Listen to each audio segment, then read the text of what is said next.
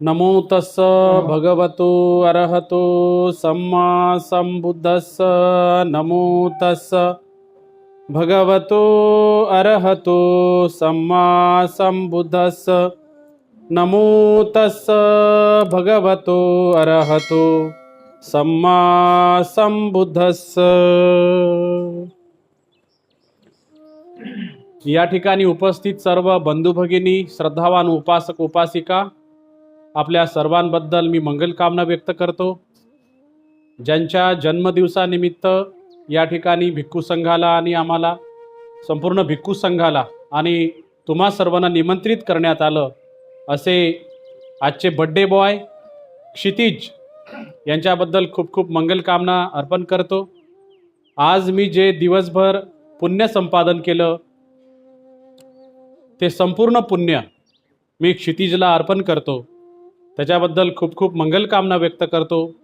आज माझ्याकडून जे दिवसभर शील पालन झालं असेल, मेडिटेशन झालं असेल, चिंतन मनन झालं असेल, मैत्री भावना झाली असेल, हे संपूर्ण पुण्य मी प्रथमतः क्षितिजला अर्पण करतो। क्षितिज अमेरिकेला शिकायला गेलेला आहे आणि आईवडिलांचं प्रचंड प्रेम त्याच्यावरती आहे, त्यामुळे त्याला हे पुण्य अर्पण करण्यासाठीच हा प्रोग्राम या ठिकाणी ठेवलेला आहे। तर प्रथमतः पुण्य म्हणजे काय किंवा पुण्याची डेफिनेशन, पुण्याची व्याख्या काय आहे, भगवंतानी पुण्याची व्याख्या काय सांगितली त्याबद्दल आपण समजून घेऊया। भगवान बुद्ध एका 2 शब्दामध्ये, पुण्य पुण्य तर आपण सगळीकडेच ऐकतो, सगळेच लोक आपल्याला पुण्य करा असं सांगतात, किंवा अन्य संप्रदायामध्ये अन्य धर्मीय लोक सुद्धा या गोष्टीची पुष्टी करतात, याबद्दल बोलताना दिसतात की आपण पुण्य करावं, आहे का नाही। विशेषतः भारतामध्ये आपल्याला ही गोष्ट पाहायला मिळते। तर आहे ना, पुण्य म्हणजे काय, पुण्य म्हणजे काय असा जेव्हा आपण विचार करतो तेव्हा भगवान बुद्ध असं म्हणतात की जी गोष्ट चित्ताला पुनीत करते त्याला पुण्य म्हटलं आहे भगवंतानी। जी गोष्ट चित्ताला पुनीत करते त्याला पुण्य म्हटलेलं आहे। तर मग चित्ताला कुठली गोष्ट पुनीत करते, त्याला पालीमध्ये शब्द वापरताना भगवान बुद्ध म्हणतात चित्तं पुय्यतेति पुय्यं, चित्तं पुय्यतेति पुय्यं, की जी गोष्ट चित्ताला पुनीत करते। पुनीत करणे म्हणजे प्रसन्न करणे, पुनीत करणे म्हणजे प्रसन्न करणे। तर मग अशा कोणत्या कोणत्या गोष्टी आहेत की ज्या चित्ताला प्रसन्न करतात, कोणत्या कोणत्या गोष्टी आहेत ज्या धर्मामध्ये सांगितल्या आहेत की ज्या चित्ताला प्रसन्न करतात, की ज्या गोष्टी आपल्याला प्रसन्न करतात। तर ही प्रसन्नता कोणती ते पण पाहायला पाहिजे की कोणती प्रसन्नता। जसं तर आपल्याला आपण थोडंसं काहीतरी 2-4 घास जेवण करून घेतलं की आपलं मन प्रसन्न होते, मग ते पण पुण्य आहे का? किंवा आपली थोडी कोणतरी प्रशंसा केली तर आपलं मन एकदम प्रसन्न होऊन जाते, मग ते पण पुण्य आहे का? किंवा थोडंसं आपण टीव्ही बघितला, मूवी बघितलं, सिरियल बघितलं की आपलं मन प्रसन्न होऊन जाते, ते पण पुण्य आहे काय? तर नाही। अशा हजारो गोष्टी आहेत आपल्या आजूबाजूला की ज्या जेव्हा आपल्या इंद्रियाला स्पर्श करतात, आपले जे 6 सेन्सेस आहेत, आणि त्याच्यामुळे मिळणारा जो आनंद आहे, सेन्सरी प्लेजर, तर ते पुण्य होत नाही, पक्का लक्षात घ्या। भगवान बुद्धांनी विशिष्ट प्रकारच्या चित्त अवस्थेला पुण्य असं म्हटलेलं आहे। मग ती चित्त अवस्था कोणती? तर भगवान बुद्ध म्हणतात की वीतराग, वीतद्वेष आणि वीतमोह, या मनाच्या अवस्थेला जेव्हा वीतराग, वीतद्वेष आणि वीतमोह ही मनाची अवस्था असते तर त्या अवस्थेला पुण्य म्हटलेलं आहे। मग आता याच्या विरुद्ध, म्हणजे याच्या विरुद्ध जे काही असते, रागयुक्त, द्वेषयुक्त, मोहयुक्त, तर ते पाप अवस्था आहे का नाही। तर मग आता पुण्याला आपण कसं विभागू शकतो किंवा कसं आपण सांगू शकतो की कुठली कुठली गोष्ट पुण्य असू शकते? मग तर आपण पाहतो की आपल्याला जेव्हा भिक्षू लोक किंवा अन्य लोक जेव्हा प्रवचन देतात तर आपण एक आपल्या मनाने डेफिनेशन ठरवून घेतो। काय ठरवतो? की पुण्य म्हणजे दान देणे, असं आपण डेफिनेशन ठरवतो आपल्या मनात। ठीक आहे, दान देणं हे पुण्य गोष्ट आहे। भगवंताच्या धम्मामध्ये दानाची खूप प्रशंसा केलेली आहे। नव्हे दानावरच बौद्ध धम्म आधारित आहे किंवा अनेकांचं जीवन आधारित आहे। आजपर्यंत दानामुळेच बौद्ध धम्माचा प्रचार जगभर झाला। बुद्ध काही युरोप खंडामध्ये गेले नाही, बुद्ध काही अमेरिकेला गेले नाही, बुद्ध काही स्वतः कुठल्या देशामध्ये गेले नाही, छोट्याशा युपी सारख्या बिहार सारख्या प्रांतामध्ये बुद्ध म्हणजे सिद्धार्थ बुद्ध बनले आणि त्या ठिकाणी त्यांनी धम्म प्रचार केला. मग तिथं कोण गेलं? तर तिथं भिक्षू लोक गेले. आणि हे केव्हा शक्य झालं? तर हे दानामुळेच तुमच्या शक्य झालं. तर दान देणं हे तर पुण्य आहेच, पण आपण एवढा संकुचित भाव पुण्याविषयी ठेवू नये की फक्त दान देणंच हे पुण्य आहे का नाही? तर तो संकुचित भाव आहे. तर मग पुण्य म्हणजे काय? तर भगवान बुद्ध म्हणतात की दान देणं हे तर पुण्य आहेच. तो तर तिथं पहिली पायरी आहे, तो तर पहिला क्लास आहे, फर्स्ट क्लास आहे, पहिला वर्ग आहे दान देणं. पण भगवंतांनी पुण्याची डेफिनेशन सांगत असताना भगवान बुद्ध म्हणतात की शील पालन करणे हे सुद्धा पुण्य आहे. जेव्हा आपण शील पालन करतो तर आपलं चित्त कसं असते? रागाचं नसते. राग नसणे म्हणून तर शील म्हटलंय त्याला. द्वेष नसणे म्हणून तर शील म्हटलेलं आहे. मोह नसणे म्हणून तर शील म्हटलेलं आहे. तर जेव्हा आपण शील पालन करतो तर ते पुण्य आहे. जेव्हा आपण मेडिटेशनचा अभ्यास करतो, मेडिटेशन म्हणजे काय? एकाग्रता.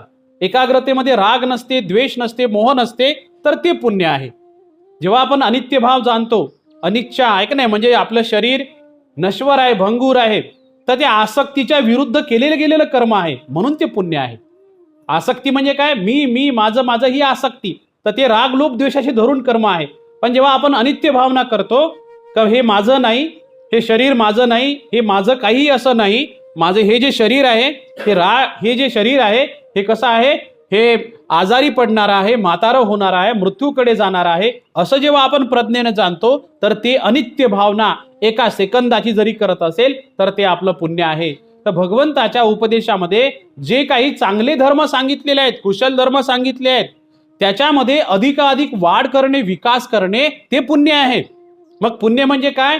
जसं दान देणं हे पुण्य आहे, शील पालन करणं पुण्य आहे, मैत्री भावना विकसित करणं पुण्य आहे, समाधीचा अभ्यास करणं पुण्य आहे, अनित्य भावना उत्पन्न करणं पुण्य आहे, दुःखाची डेफिनेशन व्यवस्थित समजून घेणं, दुःख कसं उत्पन्न होते, कसं नाश पावते ते समजून घेणं ते पुण्य आहे.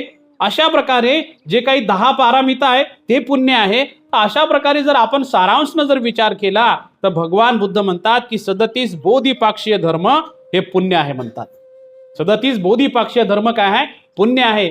तर हे 37 बोधिपाक्षीय धर्म याचा जेव्हा आपण अभ्यास करत असतो तर तेव्हा आपल्या चित्तामध्ये राग नसतो, द्वेष नसतो आणि मोह नसतो. आता साधा आहे, जेव्हा आपण दान देत असतो तर दान देत असताना आपल्या चित्तामध्ये राग द्वेष मोह नसतोच ना. तुम्ही कधी चेक केलं का? करा बघा चेक. नसतेच. म्हणजे राग म्हणजे काय? ऍक्च्युली त्याला लोभ शब्द वापरलेला आहे. लोभ, द्वेष आणि मोह. तर जेव्हा कधी आपण भंतेला दान देतो तेव्हा चित्त आपलं प्रसन्न असते आणि वितराग, वितद्वेष आणि वितमोह असते, म्हणून ते पुण्य आहे. ही पुण्याची डेफिनेशन. बरं, भगवंतांनी पर्यायी शब्द पुण्यासाठी आणखी एक वापरलेला आहे. भगवान बुद्ध म्हणतात पुण्याचं दुसरं नाव काय? पर्यायी शब्द. जसं समानार्थी शब्द आपण वापरतो का नाही? आहे का नाही? जसं आपण समानार्थी शब्द वापरतो, विरुद्धार्थी शब्द वापरतो, तसं भगवंताला विचारलं की भगवान पुण्याचं पर्यायी नाव काय? तर सुख हे पुण्याचं पर्यायी नाव आहे. सुख, पुण्याला भगवंतांनी सुख असं म्हटलेलं आहे. तर अशा प्रकारे पहिल्यांदा आपण ही पुण्याची डेफिनेशन, पुण्याची व्याख्या ही समजून घेतली पाहिजे. बुद्धाच्या अर्थानं किंवा बुद्धाच्या विचारानं जर आपण पाहिलं तर ही पुण्याची व्याख्या आहे. अशा प्रकारे भगवान बुद्ध प्रथमतः पुण्याची व्याख्या सांगतात. आणि मग नंतर आहे ना आपण दुसरी आणखी एक गोष्ट लक्षात घेतली पाहिजे की मग सुखाची व्याख्या काय? सुख काय आहे ही व्याख्या लक्षात घेतली पाहिजे. भगवंतांनी सुखाची डेफिनेशन काय केली, कुठल्या गोष्टीला सुख म्हटलं भगवंतांनी, ते पण लक्षात घेतलं पाहिजे. तर जेव्हा भगवंताला ज्ञान प्राप्त झालं आणि ज्ञान प्राप्त झाल्यानंतर भगवान बुद्ध विचार करतात. त्या विचार करण्याला विषाद योग असं म्हटलेलं आहे. विषाद योग. तर त्या विषाद योगामध्ये भगवान बुद्ध म्हणतात की मी अशा धम्माला प्राप्त केला आहे जे गंभीर आहे, पटकन समजू शकत नाही. हे खूप सिरियसली आहे का? भगवान बुद्ध काय म्हणतात की जे गंभीर आहे, पटकन समजू शकत नाही, बोध होण्यासाठी दुष्कर आहे, शांत, प्रणित, अतर्क्य, निपुण, पंडिताद्वारा अनुभव केल्या जाऊ शकते, अशा धर्माला मी प्राप्त केलेला आहे. म्हणजे भगवान बुद्ध काय म्हणतात की मला जे धर्म भेटलेला आहे, मला जे बोध झालेला आहे, मला जे ज्ञान प्राप्ती झालेली आहे, ते ते कोणाला समजू शकते? हुशार पंडित माणसाला समजू शकते, सामान्य माणसाला समजू शकत नाही. तर अशा प्रकारे भगवान बुद्ध म्हणतात की अशा प्रकारे मला हा बोध झालेला आहे, आणि म्हणून आहे ना याला विषाद योग म्हटलेला आहे. एक प्रकारची नकारार्थी भावना, किंवा मग हे जे मला भेटलेलं आहे तर मग हे लोकांना मी सांगायचं का नाही, हे लोकांना सांगायचं का नाही, अशा प्रकारची भावना भगवान बुद्धाला उत्पन्न झाली होती. का झाली उत्पन्न? कारण भगवान बुद्धाने प्रजेकडे पाहिलं, लोकांकडे पाहिलं, आणि लोकांकडे पाहिल्यानंतर भगवान बुद्ध विचार करतात की ह्या लोक, हे जे लोक आहेत हे तृष्णेमध्ये रममान लोक आहेत, इंद्रिय सुखामध्ये रममान रस मानणारे आहेत, आणि या लोकांना मी हे सांगितलं तर यांच्या डोक्याला ताप होईल आणि माझ्याही डोक्याला ताण होईल. तर आपली जी सुखाची डेफिनेशन आहे, सुखाची जी व्याख्या आहे आपली, ती इंद्रिय सुखाचीच आहे.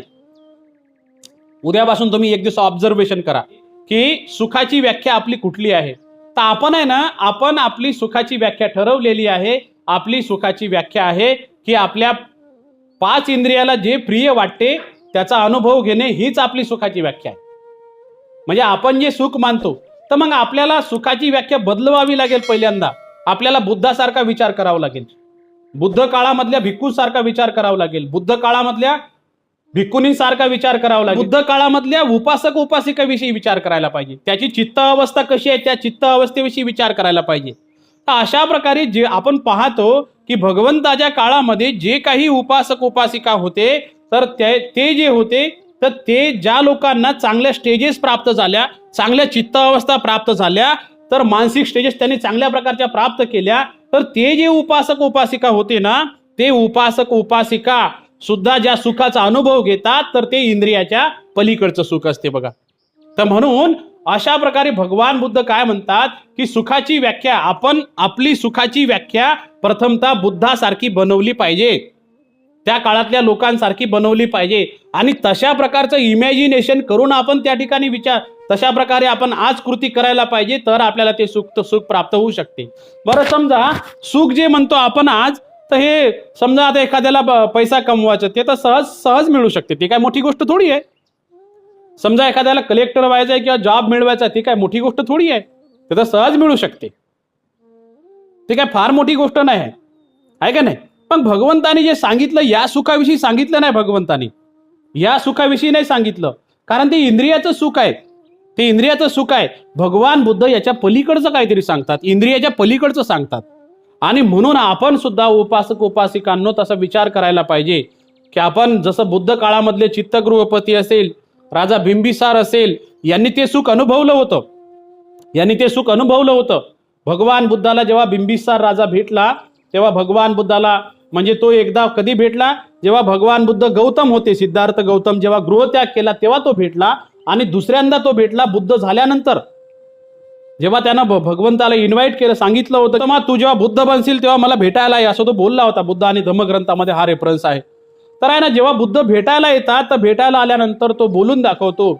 आमचे भंते नेहमी ह्या 5ही गोष्टी एकदम बढिया सांगतात, धम्मबुद्धी भंते, म्हणजे तो बोलून दाखवतो की भगवान, माझ्या अशा 5 इच्छा होत्या, त्या 5ही इच्छा आज पूर्ण झाल्या. म्हणजे इच्छा ठेवून केलेले कामं चांगले होतात, कुशल इच्छा आपल्या पूर्ण होतात. तर भगवान बुद्धाला तो म्हणतो की भगवान, माझी अशी इच्छा होती की मी राजकुमार बनावं, तर ती माझी इच्छा पूर्ण झालेली आहे. तो पुढे म्हणतो की भगवान, मला तथागत बुद्धांची भेट व्हावी, ही माझी इच्छा पूर्ण झालेली आहे. त्याच्यानंतर तो पुढे म्हणतो की भगवान, मला बुद्धाचा धम्म ऐकायला मिळावा, ही पण माझी इच्छा पूर्ण झालेली आहे. त्याच्यानंतर तो म्हणतो भगवान, मला तो धम्म समजावा. हे केव्हा बोलतो तो माहित आहे? जेव्हा भगवान बुद्धाचा उपदेश ऐकल्यानंतर तो हे बोलतो की मला तो धम्म समजावा, आणि तो आता मला समजलेला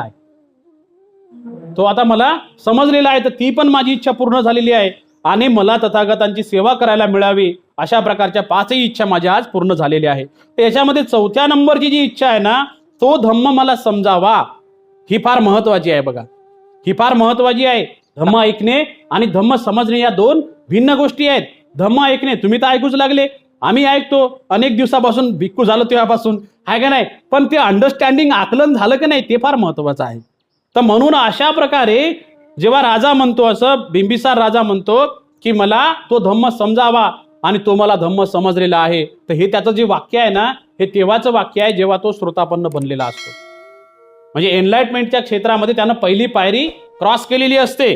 त्याची सत्काय दिट्ठी, विचिकित्सा आणि शील वर्त परामर्श हे जे 3 मनाची बंधनं आहे ती त्याची तुटून पडलेली असतात. असे राजासारखे एक नव्हे. म्हणजे हा जो राजा आहे ना, या राजाकडे पाहत असताना आपल्याला दृष्टी बदलावी लागेल. राजे तर लय झाले, राजाकडे पाहत असताना आपण एक किंग म्हणून पाहू नये, एक राजा म्हणून पाहू नये. तर त्याची मेंटॅलिटी काय आहे, त्याची चित्तावस्था काय आहे, त्या पद्धतीने आपण पाहिलं पाहिजे. सम्राट अशोकाकडे पाहत असताना सुद्धा आपल्याला त्या पद्धतीनं पाहावं लागेल, त्याची चित्तावस्था काय आहे. किंवा कनिष्क राजा असेल त्याच्याकडे त्या पद्धतीनं पाहावं लागेल. तर अशा प्रकारे भगवान बुद्धाच्या काळामध्ये जे काही राजे होऊन गेले, जे व्यापारी होऊन गेले, जे श्रेष्ठी होऊन गेले, तर त्यांनी विशिष्ट प्रकारच्या चित्त अवस्थेला, सुखाच्या अवस्थेला त्यांनी प्राप्त केलं होतं. आणि ही जी सुखाची अवस्था आहे ती इंद्रियाच्या पलीकडची होती. ही जी सुखाची अवस्था आहे, म्हणून भगवान बुद्ध ज्या सुखाची व्याख्या करतात ना, तर भगवान बुद्ध काय म्हणतात की तृष्णेचा त्याग केल्याशिवाय सुख मिळूच शकत नाही म्हणतात. मग आता हे काय फक्त भिक्षूंना शक्य आहे का? नाही, हे सगळ्यांना शक्य आहे. तुम्हाला काय भिक्षू बनायची गरज नाही, आहे का नाही. इंद्रियाचा त्याग, इंद्रियावर संयम ठेवणे किंवा इंद्रिय संवर करणे हे शील पालन करता करता घरामध्ये पण करता येऊ शकते. तर अशा प्रकारे आपण पाहतो की सुखाची जी व्याख्या आहे भगवंताने ती कुठली आहे, ती कुठली मांडलेली आहे, ते इंद्रिय सुखाच्या पलीकडची. भगवान बुद्ध काय म्हणतात की इंद्रिय सुखाच्या पलीकडची. बिंबिसाराने त्यावेळेस भगवान बुद्धाला वेळूवन दान दिलं, वंदन केलं आणि अशा प्रकारे ह्या 5 इच्छा बोलून दाखवल्या. तेव्हा भगवान बुद्ध म्हणतात पुब्बेच कत पुण्यता, की पूर्वीचं पुण्य असल्याशिवाय काही गोष्टी मिळू शकत नाहीत. पूर्वीचं पुण्य जर आपलं नसेल तर आपल्याला गोष्टी प्राप्त होऊ शकत नाही. आणि म्हणून आपल्या पदरी पुण्य असलं पाहिजे, आहे का नाही. आणि म्हणून आपण जे करत आहोत, धम्मप्रवचन ऐकता, शील पालन करता, दान देता, तर हे पुण्य संपादन त्यासाठीच करू लागलो आपण. कारण याच्यामुळे काय होते, पुण्य असल्याशिवाय दुःखमुक्तीचं चित्त उत्पन्न होऊ शकत नाही. जर आपलं पुण्य नसेल तर दुःखमुक्त चित्त उत्पन्न होऊ शकत नाही. आणि म्हणून यासाठी आपल्याला दान देणं आहे, शील पालन करणं आहे, त्याच्यानंतर आपल्याला मेडिटेशन करणं आहे, समाधीचा अभ्यास करणं आहे, मैत्री भावना करणं आहे, या सर्व कुशल धर्माचा अभ्यास करणं आहे.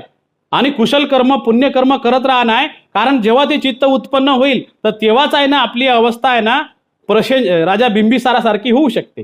जे पहिली गोष्ट जी प्राप्त झाली बिंबिसाराला ती आपल्याला प्राप्त होऊ शकते केव्हा, आपल्याकडे जर पुण्य असेल तर, त्याशिवाय होऊ शकत नाही. तर अशा प्रकारे आपण या ठिकाणी सुखाची जी व्याख्या आहे तर ती आपण समजून घेतली पाहिजे. आणि सुखाची व्याख्या समजून घेतल्यानंतर आपण दुसरी एक गोष्ट पाहूया. जेव्हा भगवान बुद्धाला ज्ञान प्राप्त झालं तेव्हा भगवंतांनी धम्मोपदेश करत असताना सामान्य लोकांना धम्मोपदेश केलेला नाही. ही पहिली गोष्ट, ही लक्षात घ्या बघा गोष्ट. सामान्य लोकांना कोणालाही धर्मोपदेश केलेला नाही. भगवंतांनी अशाच लोकांना निवडलं जे किमान खाण्याच्या भोगापासून दूर आहे, कानाच्या भोगापासून दूर आहे, नाकाच्या गंधाच्या भोगापासून दूर आहे, डोळ्याच्या आहे का नाही त्याच्या भोगापासून दूर आहे, स्पर्श सुखाच्या भोगापासून दूर आहे, आणि मनाच्या जे काही अकुशल धर्म आहे त्याच्यापासून सुद्धा दूर आहे. अशा लोकांची निवड केली भगवंतांनी. आणि म्हणून आपण पाहतो की पहिल्यांदा उपदेश करत असताना भगवंतांनी 5 साधू लोकांना उपदेश केला. कारण भगवंतांनी हे जाणलं की ते आहे ना इंद्रिय सुखाच्या पलीकडचे लोक आहेत. किती मोठी गोष्ट आहे बरं. ही छोटी गोष्ट वाटते आपल्याला, ही लई मोठी गोष्ट आहे. आपल्याला समजत नसेल तर तो आता आम्हालाच तर 20 वर्ष होऊन आम्हाला सुद्धा त्या गोष्टी कळालेल्या नाहीत किंवा तेवढी अंडरस्टँडिंग आमची पण नाही. आम्ही विचार करतो का असं का बरं, आम्हाला का ती गोष्ट समजत नाही त्या पद्धतीनं. तर आहे ना आपण कुठेतरी इंद्रिय सुखामध्ये फसलेलो असतो. तर हे इंद्रिय सुख म्हणजे काय? इंद्रिय सुख म्हणजे डोळ्याचं, कानाचं, नाकाचं, जीवेचं आणि मनाचं आणि स्पर्श सुख कायेचं. अशा प्रकारे या इंद्रिय सुखामध्ये जोपर्यंत आपण फसलेलो आहोत तोपर्यंत दुःखमुक्तीचं चित्त उत्पन्न होऊ शकत नाही. बरं जाऊ द्या, ठीक आहे. भगवंतांनी 5 संन्यासांना, साधूंना पहिल्यांदा प्रवचन दिलं, त्याच्यानंतर ते एनलाइट झाले, ते अरहत बनले, ठीक आहे. त्याच्यानंतर सुद्धा आपण पाहतो की भगवंतांनी साधू लोकांची निवड केली, नंतर संन्यासी लोकांची निवड केलेली आहे. जे नदी काश्यप होते, गया काश्यप होते, उर्वेला काश्यप होते, तर हे जे 3 भाऊ होते, या 3ही भावाचे 3 आश्रम होते आणि या 3 भावांकडे जवळजवळ 1000 साधू लोक होते. त्या लोकांची निवड केली भगवंतांनी. म्हणजे गया काश्यप, उर्वेला काश्यप आणि नदी काश्यप यांचे आश्रम होते आणि प्रत्येकाचे मला वाटते 250-300 असे काहीतरी शिष्य होते, शिष्यसंख्या होती आणि सर्वांची मिळून ती 1000 शिष्यसंख्या होती. मग त्यांना भगवंतानी उपदेश दिला. भगवंतानी हे पण पाहिलं की हे सुद्धा साधू लोक आहेत, हे सुद्धा इंद्रिय सुखाच्या आहारी गेलेले नाहीत आणि अशा लोकांना भगवंतानी मग नंतर उपदेश केला. त्याच्यानंतर आपण आणखी एक गोष्ट पाहतो की संजय वेलट्टीपुत्त नावाचा एक जो व्यक्ती होता, त्याचा एक सिद्धांत होता आणि चित्तावाद अशा प्रकारे. तर आहे ना, संजय वेलट्टीपुत्त जो होता त्याचेही 250 साधू होते, 250 संन्यासी होते. तर त्या 250 संन्यासी ते सुद्धा साधू लोक होते, त्यांना सुद्धा भगवंताने निवडलं. म्हणजे एकंदरीत भगवान बुद्धांनी उपदेश देत असताना अशा लोकांना निवडलेलं आहे की जे लोक कसे आहेत, साधू आहेत, संन्यासी आहेत, जे लोक इंद्रिय सुखाच्या पलीकडचे आहेत. तर मग आता आपल्याला घरामध्ये या इंद्रिय सुख आपण तर आहे का नाही, आपण तर समजा सांसारिक जीवन जगतो, मग म्हणते जे आम्ही तर संन्यासी नाही. तर मग आपण भगवंताच्या काळामध्ये पाहतो चित्तगृहपती होते, ते तर साधू नव्हते, ते तर संन्यासी नव्हते, ते तर ग्रहस्थी होते, पांढऱ्या कपड्यावाले होते, पण तरी सुद्धा ते अनागामी होते. ते अनागामी फलापर्यंत गेलेली व्यक्ती होती ग्रहस्थी जीवनामध्ये. विशाख नावाचे ग्रहस्थ होते, अनाथपिंडक नावाचे ग्रहस्थ होते, आहे का नाही, बिंबिसार होता, प्रसेनजित होता, किंवा असे अन्य लोक आपण हे एक नाही असे असे हजारो आणि लाखो लोक आपण पाहतो की ज्यांच्यामध्ये ते साधुत्व जे होतं ना ते त्यांच्यामध्ये पण होतं. संसारी जीवनामध्ये राहून त्यांच्यामध्ये ते साधुत्व होतं आणि म्हणून आहे ना त्या लोकांनी त्या गोष्टी प्राप्त करू शकले, ते विशिष्ट प्रकारच्या सुखाला प्राप्त करू शकले. तर म्हणून आपण सर्वांनी या प्रसंगी ही गोष्ट लक्षात घेतली पाहिजे की आपल्याला इंद्रिय सुखाच्या पलीकडचा विचार करता आला पाहिजे. जर आपण इंद्रिय सुखाच्या पलीकडचा विचार करतो तरच आपण त्या गोष्टीला ते सुख प्राप्त करू शकतो की ज्या सुखासाठी सर्व ऐश्वर्य त्यागणारे लोक आपल्याला दिसतात. पाली साहित्यामध्ये किंवा आपल्याला त्रिपिटक ग्रंथामध्ये पाहायला मिळते. जेव्हा भगवंतांनी पंचवर्गीय भिक्षूला उपदेश दिला, त्याच्यानंतर 6व्या एका भिक्षूला उपदेश दिला भगवंतांनी, आणि 6वा भिक्षू जो होता ना तो यशस होता. यशस नावाचा भिक्षू होता. त्याच्याबद्दल बुद्ध आणि धम्मग्रंथामध्ये रेफरन्स आहे की त्याच्याकडे 3 प्रकारचे महाल होते. त्याच्याकडे जवळजवळ 10-15 नर्तक्या त्याच्याकडे नाचत होत्या. त्याच्यानंतर त्याच्याकडे सगळ्या प्रकारची मदिरा त्याच्याकडे होती, खाण्याचे सगळ्या प्रकारचे पदार्थ त्याच्याकडे होते. म्हणजे अशा प्रकारे एकदम सुखामध्ये वैभवामध्ये लोळणारा जो व्यक्ती आहे त्याच्या मनामध्ये सुद्धा जेव्हा विरक्ती उत्पन्न झाली इंद्रिय सुखापती, तर त्याला सुद्धा भगवंतानी काय केला, उपदेश दिला आणि तो सुद्धा नंतर पुढे दुःखमुक्त बनला असं आपल्याला पाहायला मिळते. तर म्हणून आहे ना आपल्याला ही गोष्ट समजून घेता आली पाहिजे की आपल्याला आपलं गृहस्थी जीवन जगत असताना इंद्रिय सुखाच्या आहारापासून, इंद्रिय सुखाच्या म्हणजे तृष्णेपासून आपल्याला स्वतःला थांबवता आलं पाहिजे किंवा वाचवता आलं पाहिजे. जसं आपण पाहतो की आपल्याला शब्द कानानं ऐकू येतात. म्हणजे ऍक्च्युली शब्द म्हणजे ध्वनी आहे का नाही, त्याचा अर्थ काय, शब्द म्हणजे काय, ध्वनी. शब्द म्हणजे काय, आता जसं समजा एखादा माणूस आहे, त्याला आपली मराठी भाषा येत नाही, तो आहे तिकडला तामिळनाडू मधला, पण तो जर रागावला तर आपल्याला समजते ना, शब्द नाही समजत पण फिलिंग तर समजली. त्याच्यामुळे रागवल्यानंतर आपल्याला दुःखच उत्पन्न होते, आहे का नाही. किंवा एखाद्या व्यक्तीने आपली प्रशंसा केली तर आपल्याला सुखच उत्पन्न होते, आहे का नाही. तर भगवान बुद्ध म्हणतात की हे जे 5 इंद्रिय आहे ना, या 5 इंद्रियाला अशी सवय पडलेली आहे की डोळ्यानं आपल्याला रूप पाहिलं की एक तर दुःख उत्पन्न होते, नाही तर सुख उत्पन्न होते, एक तर चांगलं वाटते नाही तर वाईट वाटते. हा आपल्या डोळ्याचा स्वभाव झालेला आहे, कानाचा स्वभाव झालेला आहे आपल्या, की जर आपण कानानं जर काही ऐकत असेल तर आपल्याला आहे ना प्रशंसा कधी आपण नाहीच म्हणत नाही. आपलं माइंड जे आहे ना असं सेट झालेलं आहे, माइंड, हे माइंड सेट बदलवावं लागते आपल्याला. ही जी मशीन आहे ना आपली माइंडची, ही बदलवावं लागते. याचा मॅन्युफॅक्चरिंग डिफेक्ट झालेला आहे. म्हणजे आपण ते समजून घेतलं पाहिजे की ही जी मशीन आहे आपली माइंड, याला चेंज करावं लागेल आपल्याला.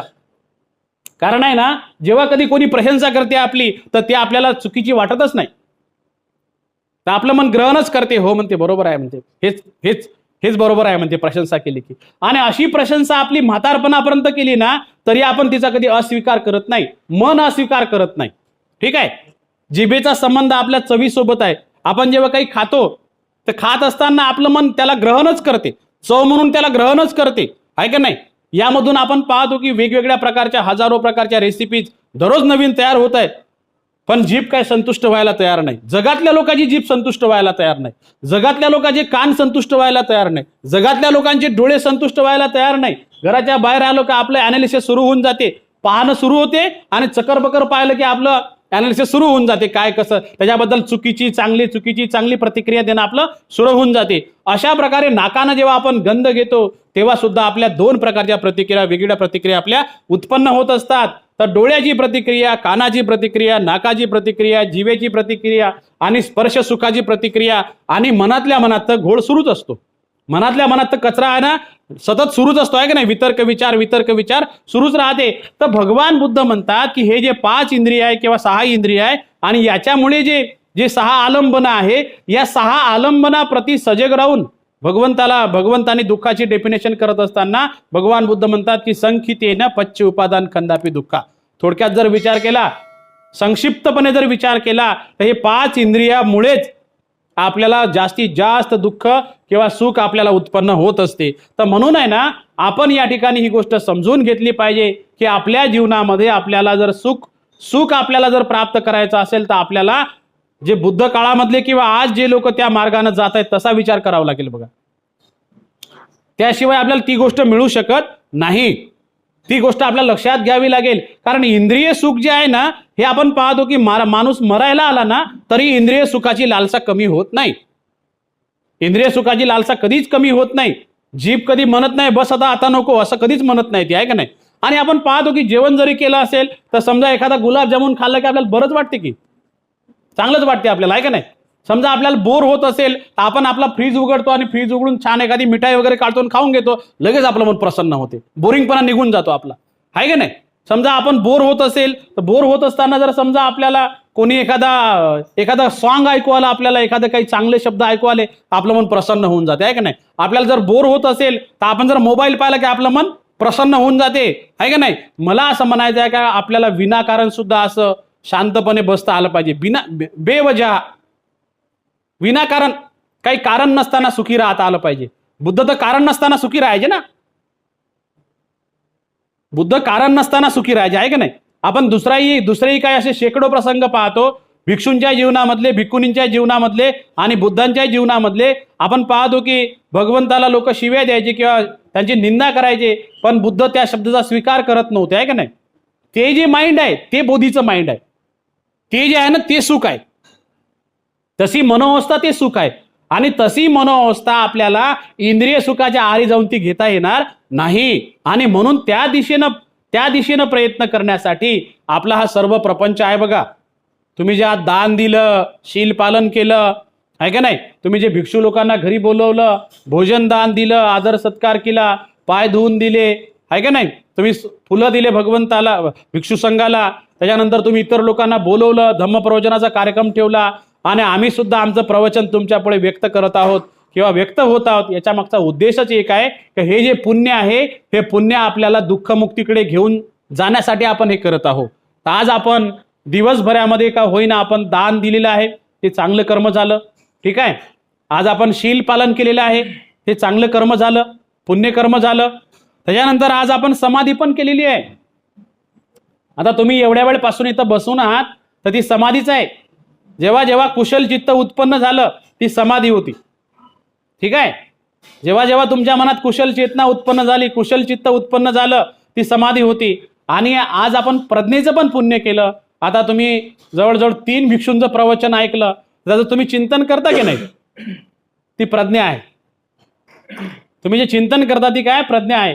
तर अशा प्रकारे आज आपण आपल्या पुण्यामध्ये भर टाकलेला आहे, दान दिलेलं आहे, शील पालन केलेलं आहे, समाधी केलेली आहे आणि प्रज्ञा सुद्धा वृद्धिंगत केलेली आहे. तर म्हणून बंधू आणि भगिनींनो, आपण या प्रसंगी हे समजून घेतलं पाहिजे की जे पुण्याची जी व्याख्या आहे भगवंतानी सांगितली ती सुद्धा अशा प्रकारची आहे, ठीक आहे. भगवंतानी सांगितलेल्या कुशल धर्माचा अभ्यास करणे म्हणजे पुण्य. आणि सुखाची जी व्याख्या आहे तर इंद्रिय सुखाच्या पलीकडचं सुख म्हणजे सुख. इंद्रिय सुखाच्या पलीकडचं सुख, आहे का नाही. आपण जर म्हटलं की इंद्रिय सुखातलं सुख ते सुख नाही, त्याच्याबद्दल भगवान बुद्ध बोलले नाहीत. कारण ते सुख तर त्यांच्या घरामध्ये पण भरपूर होतं. ते राजकुमार असताना काही त्यांच्याकडे नव्हतं का ते सुख, आहे का नाही. आणि म्हणून आपल्याला त्यागी वृत्ती आपल्यामध्ये आली पाहिजे. तर त्यागी वृत्ती म्हणजे काय बरं, इंद्रिय सुखाप्रती त्याग. लक्षात आलं का नाही. म्हणजे आता समजा म्हणजे आपण जो त्यागाबद्दल विचार करतो ना, त्यागाची आपली डेफिनेशन फार वेगळी आहे का नाही. आपण त्यागी कोणाला म्हणतो, लय वा हिमालयात जाऊन ध्यान करू लागले, आहे का नाही, काही लोक समजा अंगाला काहीतरी भस्म बिस्म लावून घेतात, आहे का नाही, दाढी वाढवतात, मिशा वाढवतात आणि हिमालयामध्ये जाऊन बसतात. अशा लोकांना आपण त्यागी म्हणतो, आहे का नाही. ऍक्च्युली त्यागाची डेफिनेशन ही इंद्रिय सुखाची आहे बघा. त्या पंच इंद्रियावर आपण संवर करणे, संयम ठेवणे, त्याला समजून घेणे, त्या त्या प्रसंगी जेव्हा जेव्हा उत्पन्न होते तेव्हा तेव्हा समजून घ्यायचं आहे. जेव्हा जेव्हा आपल्याला उत्पन्न होते तेव्हा तेव्हा समजून घ्यायचं आहे. तर ही त्यागाची जी व्याख्या आहे भगवंतांनी अशा प्रकारे सांगितली आहे की इथं आपल्याला त्याग करायचा आहे, इथं आपल्याला त्याग करायचा आहे, इथं आपल्याला त्याग करायचा आहे, इथं आपल्याला त्याग करायचा आहे, स्पर्श सुखाविषयी त्याग करायचा आहे आपल्याला. त्याच्यानंतर आपल्याला माइंडमध्ये जे झाले अकुशल धर्म, अकुशल गोष्टी, त्याच्याविषयी आपल्याला त्याग करायचा आहे. तर अशा प्रकारे त्यागाची डेफिनेशन, त्यागाची व्याख्या भगवान बुद्धांनी सांगितलेली आहे. साधू लोक, संन्यासी लोक आज आपण पाहतो, आहे का नाही. खूप सारे साधू संन्यासी लोक किंवा खूप सारे लोक आहेत, आहे का नाही. आपण पाहतो की त्यांच्याकडे पण त्याग आहे का नाही. पण मला असं वाटते की भगवान बुद्ध त्याच्यापेक्षा वेगळं काहीतरी सांगतात, त्याच्यापेक्षा वेगळं काहीतरी सांगतात. धम्मपदामध्ये सुद्धा अशा प्रकारच्या गाथा आपल्याला पाहायला मिळतात की समजा कोणी चिवर घाललं म्हणजे भिक्खू होत नाही, भिक्षापात्रामध्ये खाऊ लागला म्हणजे भिक्षू होत नाही. असं का म्हटलं असेल भगवंताने? कारण भगवंताला दुसरीकडे लक्ष केंद्रित करायचं आहे. त्यागाची वेगळी व्याख्या भगवंताला सांगायची आहे का नाही. तर म्हणून अशा प्रकारे आपण ही गोष्ट लक्षात घेतली पाहिजे की आपल्याला इंद्रिय सुखाच्या आहारी न जाता आपल्याला त्याच्या पलीकडे आपल्याला जाता आलं पाहिजे, त्याच्या पलीकडच्या सुखाचा आपल्याला अनुभव घेता आला पाहिजे. आणि मी तुम्हाला थोडक्यात काय सांगितलं की ज्या माणसाला 1 तास विनाकारण शांत बसता येते तो सुखी माणूस आहे. विनाकारण, कारण नसताना, कुठलं आलंबन, याचं आलंबन न घेता त्याला विनाकारण शांत बसता आलं पाहिजे. ते पण कसं, सुखपूर्वक, जसे भगवान बुद्ध बसायचे तशा प्रकारे. एक प्रसंग तुम्हाला सांगतो. एका शेतामध्ये भगवान बुद्ध गेले एका शेतकऱ्याकडे आणि त्या ठिकाणी निवासाची व्यवस्था नव्हती, राहण्याची व्यवस्था नव्हती. आणि राहण्याची व्यवस्था नसल्यामुळे भगवान बुद्ध त्याच्या शेतामध्ये थांबले. तर थांबत तो सायंकाळ झाली. सायंकाळ झाल्यानंतर भगवान बुद्ध, तो शेतकरी जो आहे तो घरी गेला. पण जाण्यापूर्वी त्यांनी काय केलं, एक गवताची पेंडी थोडीशी भगवान बुद्धाला दिली. कारण झोपायला जागा नसल्यामुळे भगवान बुद्धाला त्यांनी बसायला याच्यावर तुम्ही बसावा असं त्यांनी सांगितलं. मला वाटतं त्याचं नाव मागंदीय असं काहीतरी त्याचं नाव होतं. तर त्यांना ती गवताची पेंडी भगवान बुद्धाला दिली आणि भगवान बुद्ध त्या ठिकाणी रात्रभर बसले आणि रात्रभर त्यांनी ध्यान केलं, सुखपूर्वक बसले, सुखपूर्वक विहार केला आणि मग सकाळी ते निघून गेले. तर जेव्हा तो शेतकरी आला ना शेतामध्ये, ज्याच्या शेतामध्ये थांबले होते, तो शेतकरी आल्यानंतर तो पाहतो की ही गवताची जी पेंडी आहे ज्याच्यावर भगवान बुद्ध बसले, तर ती अशी म्हणजे एखाद्या घरट्यासारखी झालेली आहे. जसं एखादं पक्ष्याचं घरटं असावं त्या घरट्यासारखी झालेली आहे जागा. ती गवत अशा प्रकारचं झालेलं आहे. ते म्हणजे रात्रभर भगवान बुद्ध बसले, पण एवढ्या अवेअरनेसमध्ये, एवढ्या जागृतीमध्ये बसले की त्या म्हणजे त्याचं एखाद्या पक्ष्यासारखं त्या गवताला रूप आलं होतं. आणि मग त्यानं पाहिलं की मग नंतर भगवान बुद्ध तिथून गेले तर ते त्यांचे पावलाचे ठसे सुद्धा पडले होते. तर अशा प्रकारे सांगायचं तात्पर्य काय की भगवान बुद्ध सुखानं बसायचे, सुखानं उठायचे, सुखानं झोपायचे, सुखानं सगळ्या गोष्टी करायचे. आपल्याला सुद्धा तेच शिकायचं आहे की आपल्याला सुखपूर्वक गोष्टी करता आल्या पाहिजे, सुखपूर्वक राहता आलं पाहिजे, सुखपूर्वक जगता आलं पाहिजे, सुखपूर्वक आपल्याला सगळ्या गोष्टी करता आल्या पाहिजे. तर म्हणून बंधू आणि भगिनींनो, आजच्या या प्रसंगी मी अधिक न बोलता क्षितिज यांच्याविषयी पुन्हा एकदा खूप खूप मंगल कामना करतो. त्याला आयुष्य, वर्ण, सुख, बल, संपत्ती, समाधान प्राप्त हो, दीर्घायुष्याचा लाभ हो. मानवटकर परिवार, या परिवारानं जे आज पुण्य संपादन केलेलं आहे, या पुण्यबलाने मानवटकर परिवाराला सुद्धा दुःखमुक्ती प्राप्त हो, अशा प्रकारची मंगल कामना मी या ठिकाणी व्यक्त करतो. आणि मला आतापर्यंत पूजनीय भिक्खू संघाने सहन केलं तर मी भिक्खू संघाला माफी मागतो आणि या ठिकाणी माझी लांबलेली धम्मदेशना मी समाप्त करतो. सर्वांचं मंगल हो, भवतु सब्ब मंगलम.